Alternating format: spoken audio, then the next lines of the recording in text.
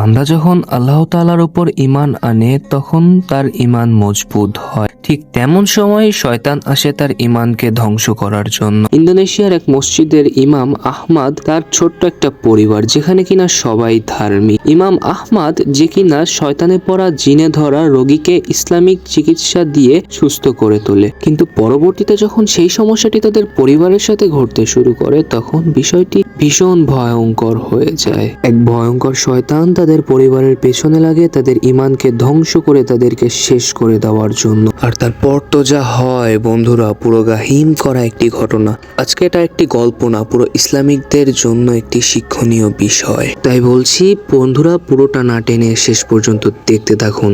Explain করতে যাচ্ছে the horror of Tasin.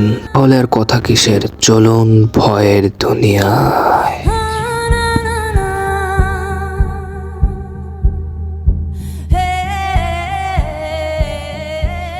গল্পের প্রথমেই আমরা দেখতে পাই একজন ব্যক্তিকে যে কিনা জেলের ভিতর রয়েছে। আজান হয়েছে, সে নামাজ আদায় করে। তখন একজন পুলিশ কনস্টেবল তাকে এসে বলে তার সাথে কেউ দেখা করতে এসেছে। তখনই দৃশ্য পরিবর্তন হয়, চলে যায় 7 মাস আগে। এদিকে আমরা দেখতে পাই ইমাম আহমাদ ফজরের ওয়াক্তের সময় তার সপরিবারকে ডেকে উঠাচ্ছে নামাজ আদায় করতে। ইনি হচ্ছে তার স্ত্রী, তার 2 জন মেয়ে, একজন নাইলা, একজন ইয়াসমিন। অন্যদিকে আমরা দেখতে পাই ইমাম আহমাদ মসজিদে মুসল্লিদের নামাজ পড়িয়ে সূরা আরাফের একটি ব্যাখ্যা দিচ্ছিলেন, যেখানে কিনা বলা হয় আল্লাহ যখন শয়তানকে জান্নাত থেকে বিতাড়িত করে তখন শয়তান আল্লাহ তাআলাকে বলেন, হে আল্লাহ, আমি তোমার বান্দাদের সামনের দিক, পেছনের দিক, ডান দিক এবং বাম দিক থেকে প্রতারিত করব, আপনি তাদের অধিকাংশকেই কৃতজ্ঞ পাবেন। অর্থাৎ শয়তান আল্লাহ তাআলার পথে যেতে বাধা দিবে। এই ব্যাখ্যায় এমনটাই বোঝানো হয়। সকালবেলা যখন তারা নাস্তা করছিল তখন তাদের কাছে খুবই অল্প খাবার ছিল, অর্থাৎ টাকার অভাবে তারা অনেক দিন ভালো খাবার খেতে পারে না। তবুও তারা তৃপ্তি সহকারে হাসি মুখে খাবারটি খায় এবং আল্লাহর কাছে শুকর আদায় করে। অন্যদিকে আমরা দেখতে পাই একটি ঘরে একটি মেয়েকে আটকে রাখা হয়েছে, যার নাম ছিল রানী। ঠিক সেই সময় একটা মহিলা আসে যে কিনা ছিল তার মা। তখন তার মা তার কাছে খাবার দিতে গেলে সে তার মাকে বলে, মা, আমাকে বেঁধে রেখেছো কেন, খুলে দাও। তখন তার মা তাকে বলে, তোমার বাবা সাহায্যের জন্য গেছে, এখনই আসবে, সব ঠিক হয়ে যাবে। তারপর সে তার মার কাছে আগতি মিনতি করে। তারপর মায়ের মন সহ্য করতে না পেরে যেই মা তার হাতের বাঁধন খুলে দিতে যায় তখন তার মা খেয়াল করে তার মেয়ের নাক থেকে রক্ত পড়ছে এবং অদ্ভুত অঙ্গভঙ্গি করছে। এইটা দেখে তার মা তো ভীষণ ভয় পেয়ে যায় এবং আমরা দেখতে পারি তার ভিতর পুরোপুরি শয়তান চলে এসেছে, অর্থাৎ তার চোখ পুরো সাদা হয়ে গেছে। এবং তার মা যখন সেই সময় পালাতে যায় তখন হঠাৎ করে দরজা বন্ধ হয়ে যায়। মেয়েটির ভিতরে থাকা শয়তান বাঁধন খুলে তার মায়ের উপর হামলে পড়ে। এদিকে আমরা দেখতে পাই মেয়েটির বাবা মিস্টার আনহার ইমাম আহমাদকে নিয়ে আসছিল তার মেয়েকে সুস্থ করার জন্য, কিন্তু তারা এসে দেখে দরজা লাগানো। এদিকে শয়তানটি ভিতরে মহিলাটাকে অনেক কষ্ট দিচ্ছিল। এদিকে তারা দরজা খুলে ভিতরে প্রবেশ করে এবং ইমাম আহমাদ পবিত্র সূরার ব্যবহার করে ইসলামিক শক্তি দিয়ে চিকিৎসা করার চেষ্টা করে, কিন্তু কিছুতেই পারছিল না। তখন শয়তানটি ইমাম আহমাদের পেটে একটা আছর দিয়ে ইসলামিক চিকিৎসার বদলে সেখান থেকে চলে যেতে বাধ্য হয়। তাদের বাবা মা অনেক খুশি হয় আনহার যখন এটার জন্য টাকা দিতে যায় ইমাম আহমাদকে, তখন ইমাম আহমাদ তাকে বলে, আমি শুধুমাত্র একটা উসিলা, আল্লাহ না চাইলে আপনার মেয়েকে কখনোই ভালো করতে পারতেন না। তাই সে জানায় এর বিনিময়ে সে কিছুই নেবে না।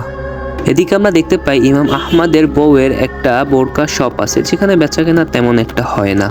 এদিকে সাংসারিক অবস্থাও তেমন একটা ভালো না, তবুও তারা সবাই মিলে হাসি খুশি। এদিকে আজকে ইমাম আহমাদ যখন রোগিয়া করে বাসায় আসে তখন তার স্ত্রী তাকে বলে যে আজকেও তুমি রোগিয়া করে টাকা আনোনি। তখন ইমাম আহমাদ উত্তরে বলে যে তুমি তো জানোই যে আল্লাহ তাআলা মানুষকে যে উপকার দেয় তা কখনো বিক্রি হয় না, এটি আমার জন্য একটি উপহার।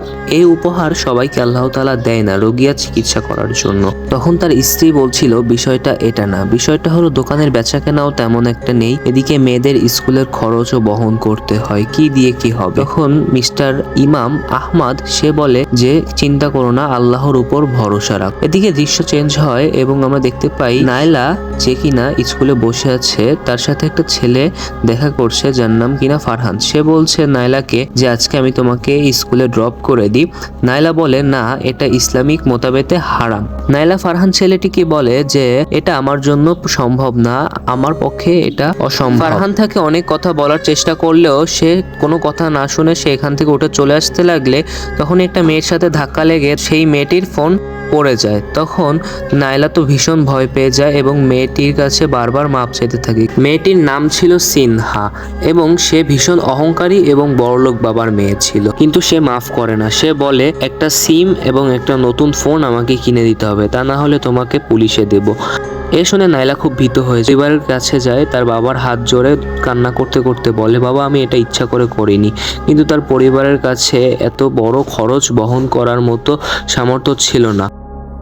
এ শুনে তার অনেক চিন্তায় পড়ে এবং মাও অনেক চিন্তায় পড়ে যে বলে যে এটা তো খুব দামি ফোন, এখন আমরা এই ফোন কিভাবে কিনে দিব। এদিকে ইয়াসমিনকে দেখতে পাই যে কিনা পরীক্ষার ফিস নিয়ে আসছিল তার বাবার কাছে। তখন তার বাবা জিজ্ঞাসা করে মা কি হয়েছে, তখন সে বলে বাবা পরীক্ষার ফিস আছে। তখন তার মাও চিন্তায় পড়ে যায় যে এখন কি হবে। তখন তার মা তার বাবাকে বললে তার বাবা বলে আল্লাহর উপর ভরসা রাখো, নিশ্চয়ই আল্লাহ কিছু একটা করবে আমাদের জন্য।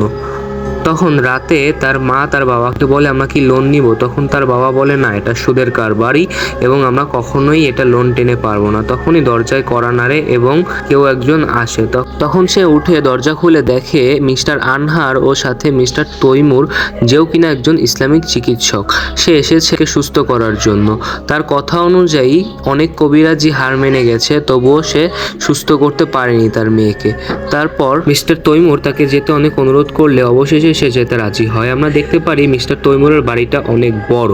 মিস্টার তৈমুর আর মিস্টার আহমদ ছিল গরিব আর মিস্টার তৈমুর ছিল বড়লোক। কারণ একটাই, মিস্টার তৈমুর চিকিৎসার পরে টাকা নিত আর মিস্টার আহমদ চিকিৎসার পরে কোনো টাকা নিত না, কিন্তু তারা দুজনই অনেক ভালো কবিরাজ ছিল। মিস্টার তৈমুর দরজা খুলে আহমদকে ঢুকিয়ে দেয় এবং দেখা যায় শয়তানটি ভয়ঙ্করভাবে মেয়েটিকে আছর করে রেখেছিল। আহমদ তখন দোয়া পড়তে শুরু করে এবং শয়তানটি তাকে বলতে শুরু করে যে আজকে তোর কোনো দোয়া কাজে লাগবে না, তুই আমাকে বিরক্ত করিস না।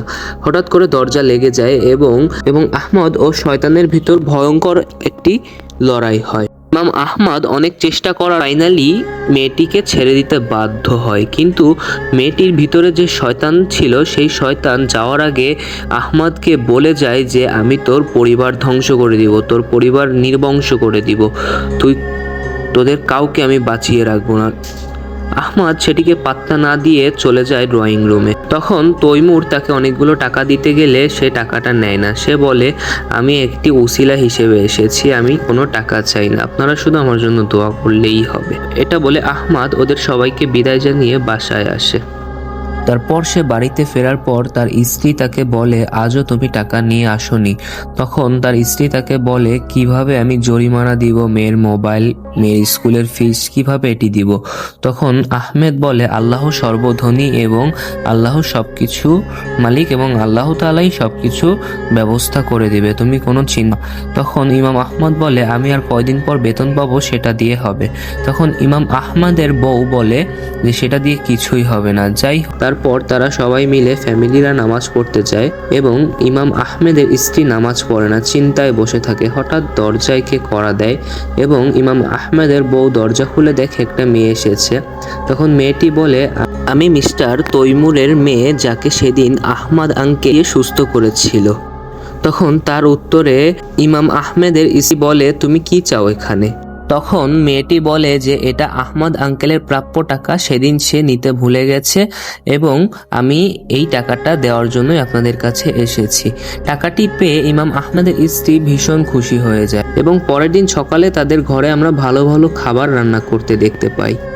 নাইলা খুশি হয়ে ওর মাকে জিজ্ঞাসা করে মা আজকে কি ব্যাপার, এত ভালো খাবার তুমি কোথায় পেলে। এবং ইমাম আহমদও জিজ্ঞাসা করে, ইমাম আহমদের বউ তাকে মিথ্যা বলে।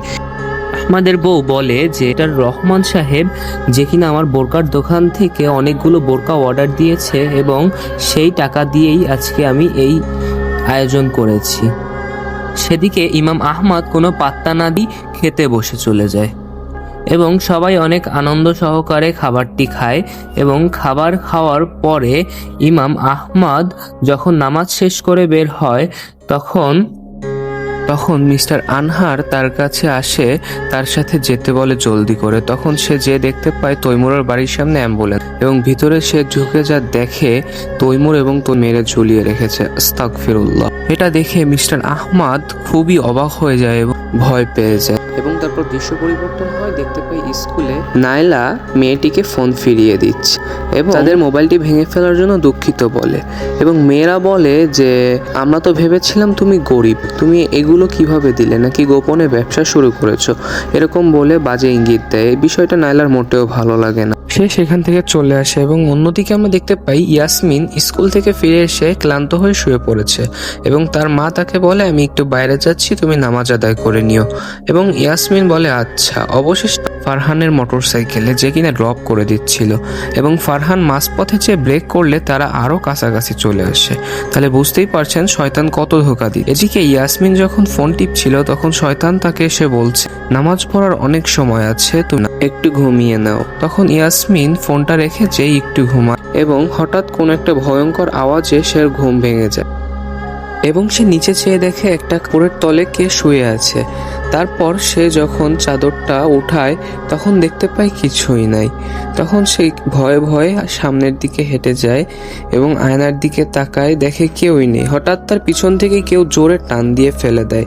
দেখতে পায় এক ভয়ঙ্কর শয়তান তার উপর হামলে পড়ে। তারপর হঠাৎ আবার তাকে গলা চেপে ধরে খাটের উপর। তার পাশে তার মা এসে তাকে জড়িয়ে ধরে এবং ইয়াসমিন তার মাকে জড়িয়ে ধরে কান্না করে দেয় এবং সে তার মাকে সব খুলে বলতে থাকে। তাই ইমাম আহমদ যে কিনা বাড়িতে আসে এবং তার মা ইমাম আহমদকে সবকিছু খুলে বলে। ইমাম আহমদ বলে সব ঠিক হয়ে যাবে, চিন্তা করো না, আমি বিষয়টা দেখছি। তারপর ইমাম আহমদ তার বউকে বলে যে আজকে তৈমুরকে কে যেন মেরে ঝুলিয়ে রেখেছে পুরো ফ্যামিলি এবং তৈমুরের স্ত্রী তখন চিন্তায় পড়ে যায় তাকে তাহলে কে টাকাটা দিল। এই নিয়ে তৈমুরের বউ চিন্তা করছিল। তখনই দেখা যায় যে নাইলা খাটে বসে আছে এবং ফারহান মোটরসাইকেলটি নিয়ে নাইলার ঘরের জানালায় দেয়। তখন নাইলা ভয় পেয়ে যায় এবং তখন সে হেজাবটি পড়তে গেলে আমরা দেখতে পাই তার ভিতরে পুরোপুরি শয়তান চলে এসেছে এবং তাকে স্টাইলিস্ট সাজিয়ে ফারহানের সামনে শয়তান দাঁড় করায়। তারপর তারা দুজন চলে যায় প্রাইভেট হোটেলে। মানে বুঝতেই পারছেন যে মেয়েটি এত ফরেজগার সে শয়তানের ধোকায় পড়ে কিরকম হয়ে যাচ্ছে। এদিকে দেখতে পাই ইয়াসমিন স্কুলে যাচ্ছে এবং ইয়াসমিন চলে যাওয়ার পর নাইলা ঘরে বসে থাকে এবং শয়তান তাকে কেচি দিয়ে বিভিন্ন কুমন্ত্রণা দিতে থাকে এবং সে সেই কেচিটা নিয়ে নিজের স্কুলের স্কার্টটাকে খুব ছোট করে স্কুলে যায়, সেটি পরে এবং সবার কাছে আবেদনময়ী হয়ে ওঠে। সেখানে অনেক টিচাররাও তার দিকে কুনজরে তাকাচ্ছিল এবং নাইলা চলে যায় সিনহার কাছে এবং সিনহাকে গিয়ে বলে আরমান আমার। তাই এটা বলার পর সিনহা তাকে বিভিন্ন রকম বাজে কথা বলে। এই নিয়ে নাইলা তাকে চর মারে এবং তার জন্য তাকে স্কুল থেকে বের করে দেয়। সে মোটে বুঝতেই পারকে কেন বের করে দেওয়া হয়েছে এবং সে বারবার স্কার্টটি দেখছিল যে স্কার্টটি কিভাবে এত ছোট হয়ে গেল এবং এগুলো ভাবতে ভাবতে সে ঘরের ভিতরেই বসে থাকে। কিন্তু হঠাৎ তার ভিতরে আবার সেই শয়তানটা জেগে ওঠে। সে তাকে কুমন্ত্রণা দিতে থাকে যে তুমি তোমার বোনকে নামাজের জন্য জেগে ওঠাও। সে তখনই তার বোনের কাছে চলে যায় নামাজের জন্য জেগে ওঠাতে, কিন্তু তখনও নামাজের সময় হয়নি। নামাজের কথা শুনে উঠে তার সাথে নামাজ পড়তে বসে এবং নাইলার মুখে আমরা দেখতে পাই একটি শয়তানি হাসি।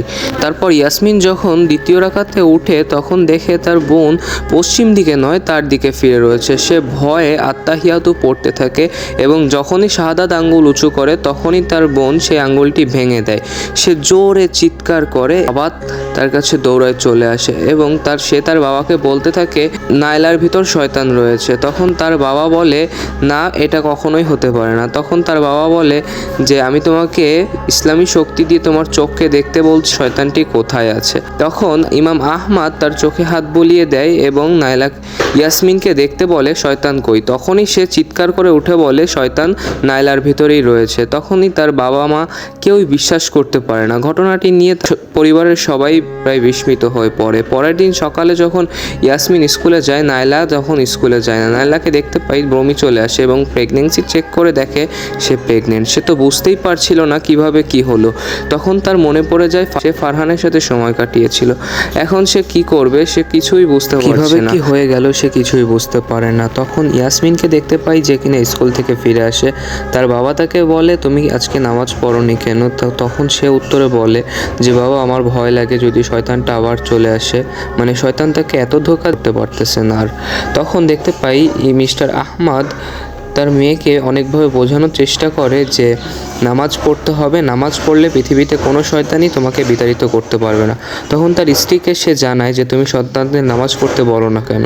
তখন তার স্ত্রী বলে তারা বড় হয়েছে তাদের ইচ্ছা। এটা আহমদের তেমন একটা ভালো লাগে না, কারণ বিবাহের আগে প্রত্যেকটা সন্তানেরই তার বাবা মার দায়িত্ব নেওয়া উচিত। তখনই দরজায় কেউ কড়া নাড়ে এবং দেখতে পাই এক লোক সাহায্যের জন্য আসছে। ইমাম আহমদ চলে যায় সাহায্য করতে এবং গিয়ে দেখে একটা মহিলাকে শয়তান আটকান, তাকে বলছে যে তোর দোয়া আর কবুল হবে না। তখনই আমরা দেখতে পাই ইমাম আহমদের নাক থেকে রক্ত পড়ছে, অর্থাৎ শয়তানের বশ সে সারাতে পারেনি। তখন সে মসজিদে বসেছিল নীরবে।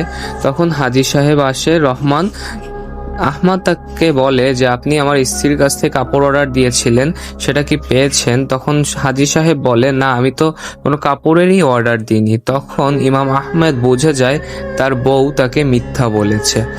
এই নিয়ে সে বাসায় চলে যায় এবং তার বউকে জিজ্ঞাসা করতে থাকে এবং তার বউ তাকে মিথ্যা বলতে শুরু করে। তারপর হঠাৎ দেখতে পাই নাইলা অজ্ঞান হয়ে যায়। নাইলাকে রুমের ভিতর নিয়ে যাওয়া হয় এবং তাকে শুইয়ে দেওয়া হয়। এসে ইমাম আহমদ তার বউকে জিজ্ঞাসা করে। তখন তার বউ সব সত্যটা বলে দেয় এবং বলে আমি ভুল করেছি, আমাকে মাফ করে দাও, আমি বুঝিনি ওটা ধোঁকা ছিল। তখন ইমাম আহমদ আর কি করার, সে মাফ করে দেয় তার বউকে। তখন সেও আল্লাহর কাছে আশ্রয় চায় এবং সাথে সাথে চলে যায় আনহারের বাড়ি। এবং এদিকে আমরা নাইলা যে কিনা তার মাকে সব সত্যটা খুলে বলে সে প্রেগনেন্ট এবং তাকে স্কুল থেকে বিতাড়িত করে এবং তার মা তাকে জড়িয়ে ধরে কান্না করে দেয় এবং বলে এসব আমার জন্যই হয়েছে, আমাকে মাফ করে দে মা তুই। তখন ইমাম আহমদ আনসারের বাড়ি যেয়ে দেখে ঘটে গেছে এক মহাকাণ্ড। আনসারের বাড়িতে তার পুরো ফ্যামিলি মরে নিস্তেজ হয়ে নিচ্ছে এবং আনহার একটু বেঁচে ছিল। তার কাছে ইমাম আহমদ জিজ্ঞাসা করে যে কিভাবে কি হলো। তখন আনহার বলে আমি জানতাম তৈমুর ও তার স্ত্রী কালো পূজারী শয়তানের কাছ থেকে ডিল করে তারা এত ধন সম্পদের মালিক হয়েছে। এটা জেনেও সম্পদের জন্য বলি দিতে রাজি হয়েছিল শয়তানের ডিলের কাছে। তবুও আনহার সেটাতে রাজি ছিল, কারণ আনহারকে দেওয়া হয় মোটা অঙ্কের একটি টাকা। কিন্তু সে বুঝতে পারেনি ভবিষ্যতে তার মেয়েকেও এমন সমস্যায় পড়তেও তার হারাতে হবে, সে বুঝতে পারেনি। তখনই আমরা দেখতে পাই আনহার ইন্তেকাল করে। তারপরে অবশিষ্ট ছিল তার মেয়ে। তার ভিতর সেই শয়তানটা আবার চলে আসে এবং ইমাম আহমদকে বলে এবার তোর ফ্যামিলির পালা। তখনই আমরা দেখতে পাই বাসায় যে কিনা বসেছিল, তখনই সে দেখতে পায় তার পিছন থেকে কে একজন ডাক দিচ্ছে। তখন সে পিছনে ঘুরে দেখে কেউই না, কিন্তু তারপর সামনে যেই তাকায় তখন সে এটা দেখতে পায়।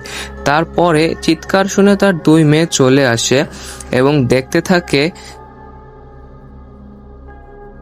কি হয়। তারপর তার মেয়ে পালাতে যায়। ইয়াসমিন যেই পালাতে যায় চলে যায়, কিন্তু নাইলা যখন চলে যায় তখন তার প্রাইভেট পার্ট থেকে রক্ত পড়তে শুরু করে।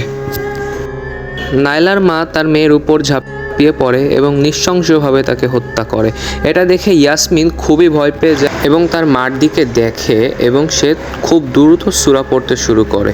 এটা দেখে সেই শয়তানটি উপর ঝাঁপিয়ে পড়ে এবং ইয়াসমিনের অর্ধেক পেটে ছুরি বসিয়ে বলে যে তোকে এত তাড়াতাড়ি মারা যাবে না, তোকে দেরিতে মারবো।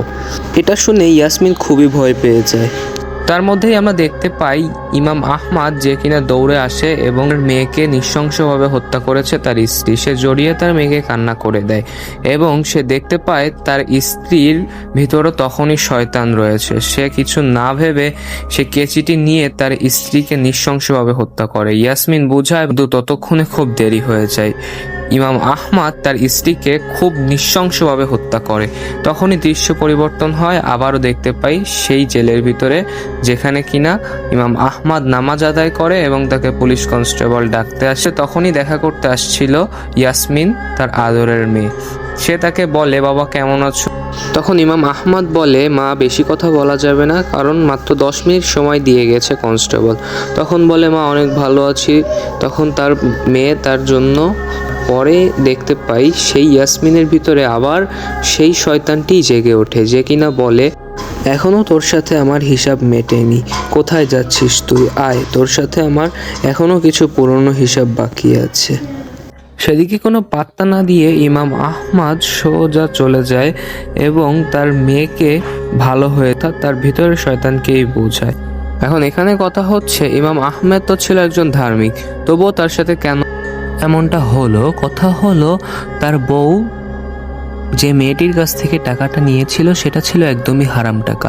কেননা সেটা তৈমুর ও তৈমুরের স্ত্রী সেটা শয়তানের কাছ থেকে ডিলের মাধ্যমে টাকাটি নিয়েছিল এবং সেই হারাম টাকাটি যখন তাদের পেটে যায় তখনই তাদের উপর হামলে পড়ে শয়তান এবং শয়তানের অভিশপ্ত প্রলোভনা তাদের নিজেদের ভিতরে ঢুকে যায় এবং শয়তানের কুমন্ত্রণা তাদের ভিতর লাগতে শুরু করে এবং একটি সুন্দর পরিবার নিমিষেই শেষ হয়ে যায়। কাছে আমাদের এই গল্পটি কেমন লাগলো? অবশ্যই যদি ভালো লেগে থাকে তাহলে লাইক এবং কমেন্ট করতে ভুলবেন না, সাবস্ক্রাইব করবেন এবং বেল আইকনটি ক্লিক করবেন, যেহেতু নতুন এপিসোড আসলে সবার আগে অবশ্যই আপনার সামনে যাবে। আসসালামু আলাইকুম, দেখা হচ্ছে নেক্সট কোনো এপিসোডে।